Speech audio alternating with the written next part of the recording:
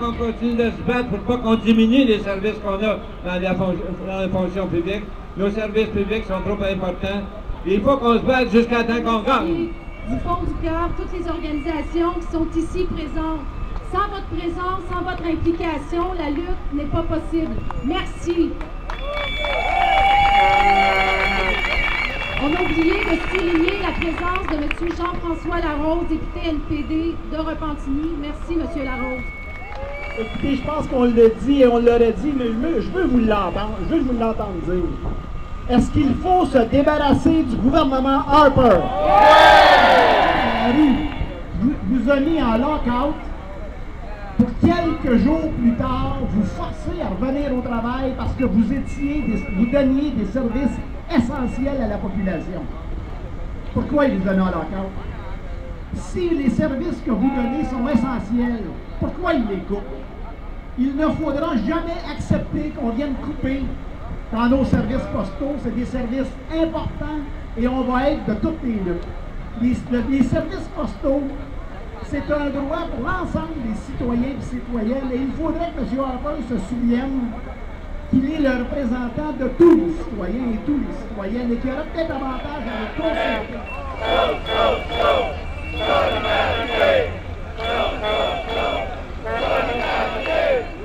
Mais parlons-en de la solidarité. Je suis fier de voir autant de facteurs, factrices ici présents aujourd'hui pour décrier ce qui se passe à Poste Canada. Je suis fier de le voir.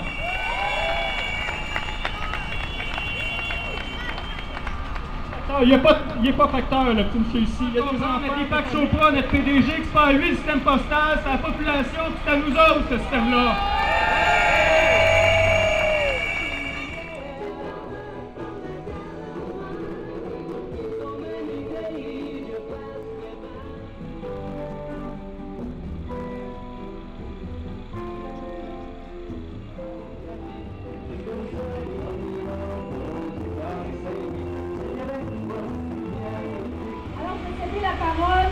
À notre directeur national de la région de Montréal, M. Sylvain Lapointe.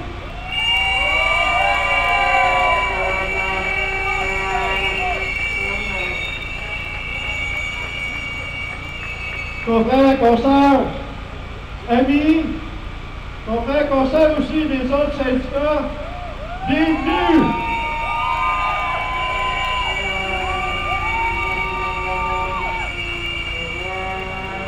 Vous allez sûrement vous demander pourquoi on arrête ici.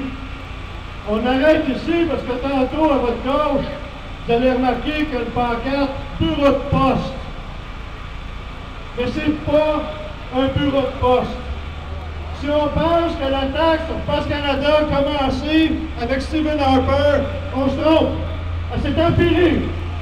Elle a commencé avec les conservateurs des années 80. L'histoire se répète. L'histoire se répète parce que dans ces années-là, il y a eu des centaines de bureaux de poste où nos membres travaillent, des gens d'expérience, qui font carrière dans le service postal, des centaines d'endroits qui ont été fermés par Poste Canada avec l'aide du gouvernement conservateur de l'époque. Et l'histoire se répète.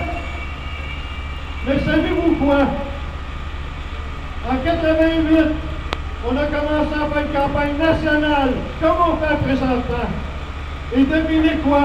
En 93, on les a sortis du gouvernement conservateur.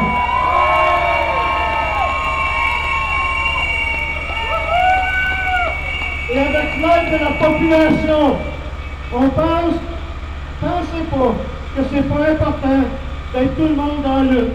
D'ailleurs, ce qui a mené à un moratoire qui a empêché la fermeture des bureaux de poste en milieu rural, c'est la communauté de Saint-Clément, au Québec, qui a occupé son bureau de poste pendant 59 jours.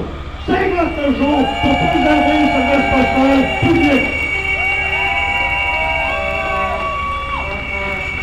Alors, quand Poste Canada nous dit qu'il ne faut pas faire autrement que de réduire les services, c'est faux! C'est faux! On a des solutions, puis c'est important que consoeurs, famille, amis, confrères, consoeurs des autres syndicats, cette lutte-là, oui, c'est vrai qu'aujourd'hui on marche. Alors, pour la société, oui, pour des bons jobs, mais oui aussi pour les services, puis une meilleure société, une société que le gouvernement va reconnaître à sa juste valeur. Solidarité! Solidarité! Solidarité!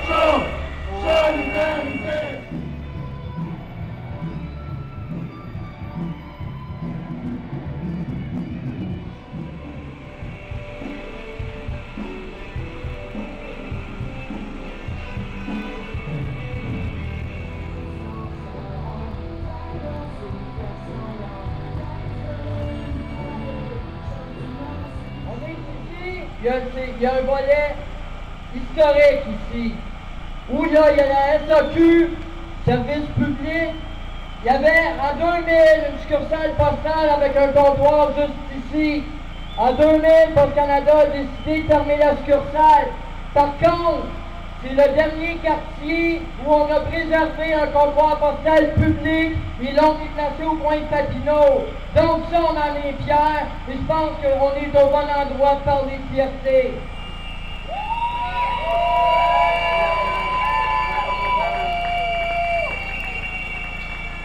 J'ai eu également pour moi un volet nostalgique puisque j'étais le délégué ici quand on a fermé la succursale et qu'on s'est battu et gagné le comptoir postal plus loin.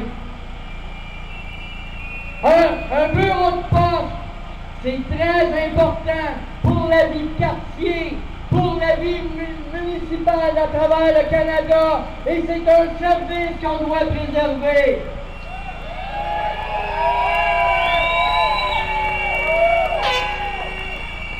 Nous voulons pas couper dans les services, nous voulons offrir des nouveaux services et je pense qu'on est dans un quartier où une banque postale aurait sa place. On est dans un quartier où une partie des 900 000 Canadiens et Canadiennes qui n'ont pas de compte de banque demeurent. On est dans un quartier où le facteur a un caractère social. À de nombreuses reprises, on intervient quand on voit qu'ils sont mal pris, lorsqu'on est porte à porte. Il faut garder ce service-là.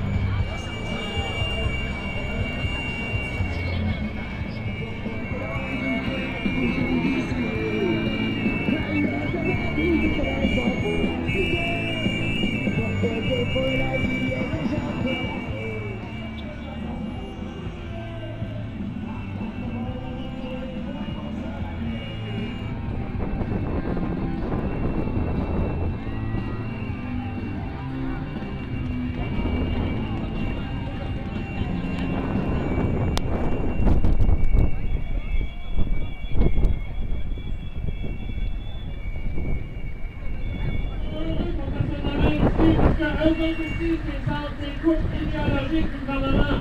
C'est pas une question d'économie, c'est une question d'austérité et d'idéologie. Bonjour à tous. Je suis Benoît Célestino, je suis président national du syndicat des techniciens artisans du réseau français de Radio-Canada. Partout au Québec et au Nouveau-Brunswick, ce matin, nos membres marchent avec vous autres pour sauver Poste Canada et nos institutions publiques. Depuis sa première élection en 2006, le gouvernement Harper a démoli et continue de démolir nos institutions et nos services publics. Tout doit être rentable. Rendons grâce au dieu Excel, dont les colonnes sont toutes puissantes.